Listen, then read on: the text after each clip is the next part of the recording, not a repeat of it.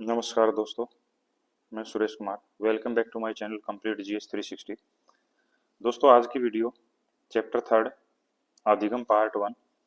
ये शिक्षा मनोविज्ञान के बहुत ही मोस्ट इंपोर्टेंट क्वेश्चंस हैं जो आने वाली ईएमआरएस परीक्षा, एस्टेट, सीटेट सभी के लिए काफ़ी इंपॉर्टेंट रहने वाले हैं। ईएमआरएस में 30 नंबर का टीचिंग और 10 नंबर की एनईपी, यानी कि टोटल आपका जो प्री पेपर होगा उसमें 100 में से 40 नंबर टीचिंग से रिलेटेड हैं। इसलिए वीडियो को लास्ट तक जरूर देखें और आने वाले समय में इसमें आपको पूरा जो चाइल्ड डेवलपमेंट है, यानी कि एजुकेशन साइकोलॉजी, उसके सभी पार्ट्स के मोस्ट इंपोर्टेंट क्वेश्चंस मिलने वाले। तो चलिए वीडियो को शुरू करते हैं। आज का पहला प्रश्न है, सीखने से संबंधित तथ्य निम्न में से नहीं है। तो कौन सा कथन ऐसा है इसमें जो जिसका सीखने से कोई संबंध नहीं है? तो इसमें हमारा जो पहला ऑप्शन, सीखना व्यवहार में परिवर्तन है, ये बिल्कुल राइट है। सीखना केवल विद्यालय में होता है, ये भी राइट है। सीखना व्यक्तित्व के सर्वांगीण विकास में सहायक है, ये सीखने से संबंधित सही नहीं है। सीखना एक सार्वभौमिक प्रक्रिया है, ये बिल्कुल सही है। तो हमारा जो राइट ऑप्शन होगा वो सी होगा। प्रश्न नंबर 2 है, सीखना व्यवहार में उत्तरोत्तर सामंजस्य की प्रक्रिया है, ये कथन किसका है? यानी कि किस मनोवैज्ञानिक ने ये बात कही है कि जो सीखना है वो हमारे व्यवहार में उत्तरोत्तर परिवर्तन की प्रक्रिया है? तो ये हमारा राइट ऑप्शन सी होगा, ये स्किनर का कथन है। प्रश्न नंबर 3 है, सामाजिक अधिगम आरंभ होता है। तो जो सामाजिक अधिगम है वो कहाँ से प्रारंभ होता है? तो इसमें हमारा जो राइट ऑप्शन होगा वो सी है, संपर्क से। प्रश्न नंबर 4 है, निम्न में से कौन सा विशिष्ट अधिगम विकलांगता का उदाहरण है? यानी कि कौन सा अधिगम की कमजोरी का एक उदाहरण है? तो इसमें हमारा राइट ऑप्शन बी होगा, डिसलेक्सिया जो है वो एक तरह की अधिगम विकलांगता कहलाता है। प्रश्न नंबर 5 है, व्यवहारवादी विचारक हैं। तो इनमें से कौन से व्यवहारवादी विचारक हैं वो हमें बताना है। तो इसमें हमारा राइट ऑप्शन ए होगा, वाटसन जो है ये व्यवहारवादी विचारक है। प्रश्न नंबर 6 है, दोस्तों ये प्रश्न जो है बहुत बार अलग अलग टीचिंग एप्टीट्यूड एग्जाम्स में रिपीट हुए हैं, इसलिए काफी इंपॉर्टेंट क्वेश्चन है। वीडियो को लास्ट तक जरूर देखें और वीडियो को लाइक जरूर करें। बच्चों में संज्ञानात्मक विकास को सबसे अच्छे तरीके से कहाँ परिभाषित किया जा सकता है? तो प्रश्न नंबर 6 है, तो इसमें हमारा जो राइट ऑप्शन होगा वो बी होगा, विद्यालय में कक्षा में ही बच्चों का संज्ञानात्मक विकास सबसे अच्छे तरीके से हो सकता है। प्रश्न नंबर 7 है, सीखने का वह सिद्धांत जो पूर्ण रूप से और केवल अवलोकनीय व्यवहार पर आधारित है, सीखने के सिद्धांत से संबंध है। यानी कि जो व्यवहार पर आधारित सीखने का सिद्धांत है वो किससे संबंधित है वो हमें बताना है। तो इसमें हमारा राइट ऑप्शन सी होगा, जो ऊपर लिखा गया है, ये व्यवहारवादी सिद्धांत पर आधारित है। प्रश्न नंबर 8 है, वाटसन के अनुसार शैशवावस्था में सीखने की सीमा व तीव्र विकास और किसी भी अवस्था की तुलना में अधिक होती है। इस कथन को ध्यान में रखकर शैशवावस्था में शिक्षा के आयोजन हेतु निम्न में से कौन सी क्रिया निषेध होनी चाहिए? तो कौन सी क्रिया नहीं होनी चाहिए वो हमें बताना है। तो इसमें हमारा राइट ऑप्शन सी होगा, जो मूल प्रवृत्तियां हैं उनका दमन नहीं होना चाहिए, तभी हम सीखने को बेहतर कर सकते हैं। प्रश्न नंबर 9 है, एक क्रिकेट खिलाड़ी अपनी गेंद के कौशल को विकसित कर लेता है पर यह उसके बल्लेबाजी के कौशल को प्रभावित नहीं करता। तो इसे क्या कहते हैं? यानी कि एक ज्ञान दूसरे ज्ञान को प्रभावित नहीं करता है, तो उसको हम क्या कहते हैं? तो इसमें हमारा जो राइट ऑप्शन होगा वो सी होगा, शून्य प्रशिक्षण आंदोलन। प्रश्न नंबर 10 है, निम्न में से कौन से कथन को सीखने की प्रक्रिया को विशेषता नहीं मानना चाहिए? तो कौन सी सीखने की प्रक्रिया की विशेषता इनमें से नहीं है वो हमें बताना है। तो इसमें हमारा राइट ऑप्शन बी होगा, शैक्षिक संस्थान ही एकमात्र संस्थान है जहां अधिगम प्राप्त होता है, ये गलत है। बाकी जो तीनों ऑप्शन हैं वो राइट है। प्रश्न नंबर 11 है, जिस प्रक्रिया में व्यक्ति दूसरों के व्यवहार को देखकर सीखता है न कि प्रत्यक्ष अनुभव को, तो इसको क्या कहा जाता है? यानी कि जब व्यक्ति दूसरों के व्यवहार से ही सीखता है, अपने अनुभव से नहीं, तो इसको हम ऑप्शन ए सामाजिक अधिगम कहते हैं। प्रश्न नंबर 12 है, कौन सा सीखना स्थायी होता है? तो इनमें से जो सीखने की 4 प्रकार हैं, कौन सा परमानेंट होता है? तो इसमें हमारा राइट ऑप्शन सी होगा, समझकर। जो अंडरस्टैंडिंग बेस होता है वो सबसे बेहतर माना जाता है। प्रश्न नंबर 13 है, वाइगात्स्की बच्चों के सीखने में निम्न में से किस कारक की महत्वपूर्ण भूमिका पर बल देते हैं? तो इसमें हमारा जो राइट ऑप्शन होगा 13 का वो ऑप्शन डी है, सामाजिक। जो सामाजिक कारक है वाइगोत्स्की के अनुसार वो सबसे महत्वपूर्ण भूमिका बच्चों की शिक्षा पर डालता है।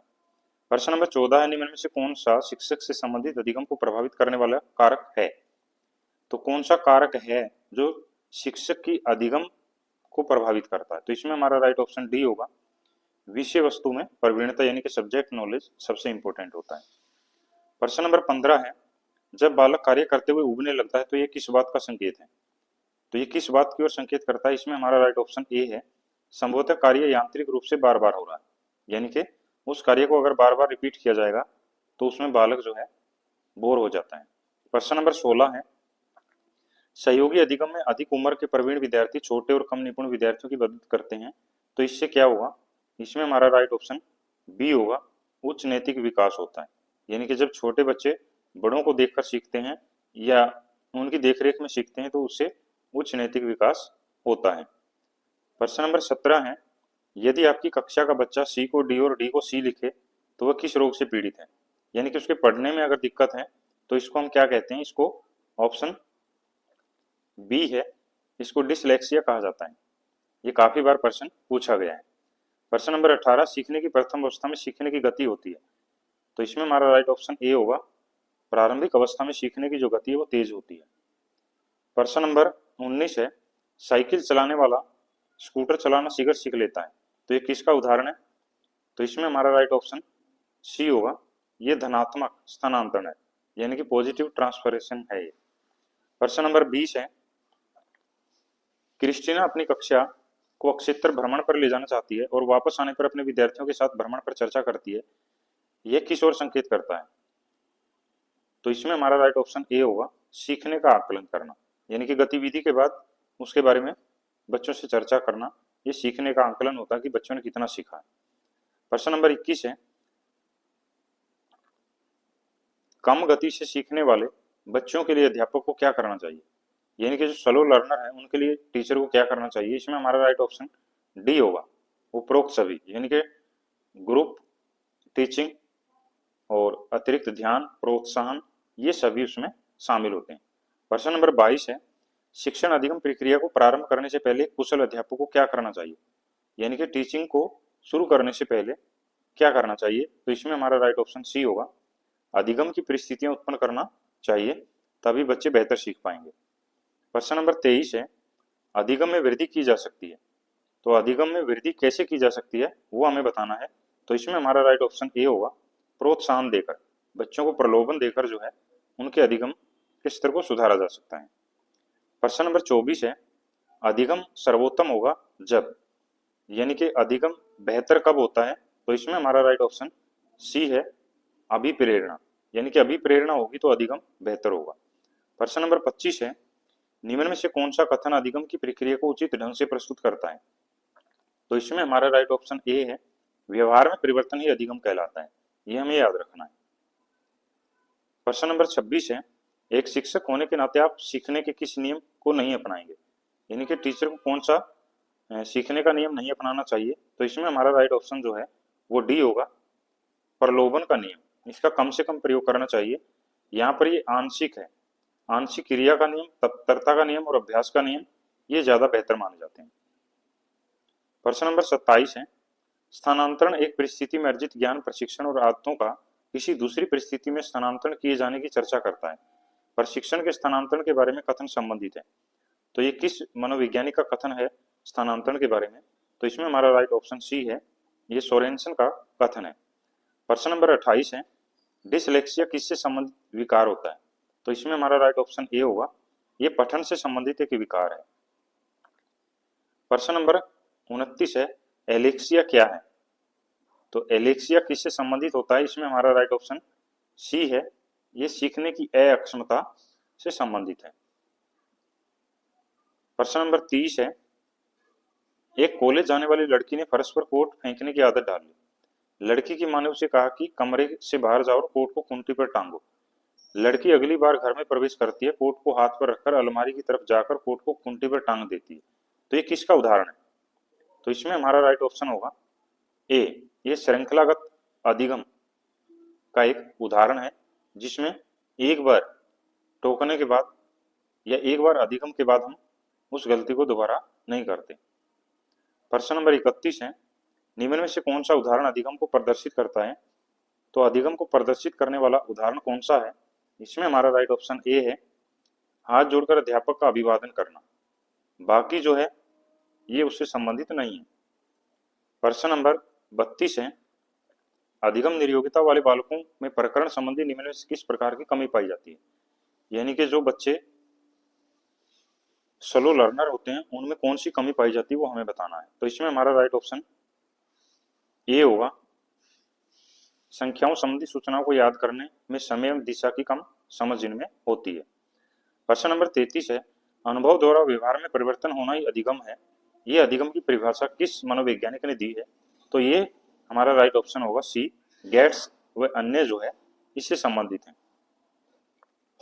दोस्तों EMRS, KVS, NVS, estate, CTET आदि के लिए मनोविज्ञान से संबंधित मोस्ट इंपोर्टेंट क्वेश्चंस पाने के लिए आप चैनल को सब्सक्राइब जरूर करें और वीडियो को लाइक करें। प्रश्न नंबर 34 है, निम्न में से कौन सा कारक अधिगम के हस्तांतरण में मदद नहीं करता? तो इसमें हमारा जो राइट ऑप्शन होगा वो डी है, थकान का संबंध इससे नहीं है। प्रश्न नंबर 35 है, अधिगमकर्ता में बढ़ते हुए क्रोध को रोकने के लिए अध्यापक को करना चाहिए। क्या करना चाहिए क्रोध कम करने के लिए? तो इसमें हमारा राइट ऑप्शन सी है, उसको अधिक काम दे ताकि उसको क्रोध करने का समय नहीं मिले। प्रश्न नंबर 36 है, अधिगम को प्रभावित करने वाला व्यक्तिगत कारक कौन सा है? तो इनमें से व्यक्तिगत कारक हमें बताना है। तो इसमें हमारा राइट ऑप्शन डी होगा, जो परिपक्वता एवं आयु है वो अधिगम को प्रभावित करने वाले व्यक्तिगत कारक हैं। प्रश्न नंबर 37 है, जब बालक छोटे समूह में समस्याओं पर चर्चा कर स्वयं निष्कर्ष पर पहुंचते हैं, ऐसी स्थिति किस उपागम की ओर संकेत करती है? निर्मितवाद, ऑप्शन बी। प्रश्न नंबर 38 है, जब एक शिक्षक द्वारा छात्रों के लघु समूह बनाकर प्रत्येक समूह को विषय संबंधी समस्या दी जाए, छात्र चर्चा कर समाधान या निष्कर्ष निकालते हैं, यह किस उपागम की ओर संकेत करता है? तो इसको क्या कहा जाता है? तो इसमें हमारा राइट ऑप्शन बी होगा, यह सिस्टम उपागम है। प्रश्न नंबर 39 है, प्राय शिक्षार्थियों की त्रुटियों की ओर संकेत करती है। किसकी ओर संकेत करती हैं? तो इसमें हमारा जो राइट ऑप्शन है वो सी है, सीखने की अनुपस्थिति की ओर संकेत करती हैं। प्रश्न नंबर 40 है, एक शिक्षिका अपने शिक्षार्थियों की सदैव इस रूप से सहायता करती है कि वे एक विषय क्षेत्र से प्राप्त ज्ञान को दूसरे विषय क्षेत्रों के ज्ञान के साथ जोड़ सकें। इससे किसको बढ़ावा मिलता है? यानी कि एक विषय के ज्ञान को दूसरे विषय के ज्ञान से जोड़ना क्या कहलाता है? तो इसमें हमारा राइट ऑप्शन बी होगा, ज्ञान के सहसंबंध अंतरण को दर्शाता है। प्रश्न नंबर 41 है, एक शिक्षक अपने शिक्षार्थियों को अनेक तरह की सामूहिक गतिविधियों में व्यस्त रखती है, जैसे समूह चर्चा, समूह परियोजनाएं, भूमिका निर्वाह। यह सीखने के किस आयाम को उजागर करते हैं? तो इसमें हमारा जो राइट ऑप्शन होगा वो ए है, ये सामाजिक गतिविधि के रूप में अधिगम कहलाता है। प्रश्न नंबर 42 है, छात्र समूह में चर्चा कर समस्या का हल निकाले तथा शिक्षक सुविधा प्रदत्त की भूमिका में हो, तो ये कौन सा उपागम होता है?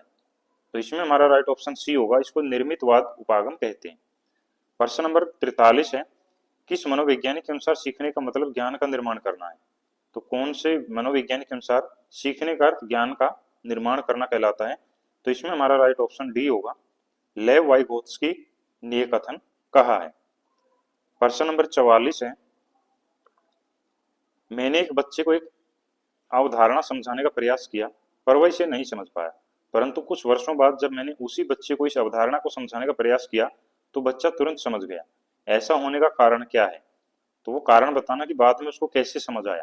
तो इसमें हमारा राइट ऑप्शन सी होगा, इसमें परिपक्वता का मुख्य कारण माना जाता है। प्रश्न नंबर 45 है और दोस्तों आज का अंतिम प्रश्न है। दोस्तों आज ये अधिगम से संबंधित पार्ट 1 है, आगे पार्ट 2 आएगा और इस चैनल पर आपको टीचिंग एप्टीट्यूड से संबंधित बहुत ही मोस्ट इंपोर्टेंट क्वेश्चंस मिलेंगे जो हर लेवल के एग्जाम के लिए काफी इंपोर्टेंट रहने वाले हैं, इसलिए वीडियो को लाइक जरूर करें। तो लास्ट प्रश्न है, सीखना समृद्ध हो जाता है यदि, तो सीखना कब समृद्ध हो जाता है वो हमें बताना है। तो इसमें हमारा राइट ऑप्शन बी होगा, वास्तविक दुनिया से उदाहरणों को कक्षा में ला जाए जिसमें विद्यार्थी एक दूसरे से अंतःक्रिया करे और शिक्षक उस पर प्रक्रिया को सुगम बनाए, तो ये जो सीखने इससे सीखना समृद्ध हो जाता है। धन्यवाद।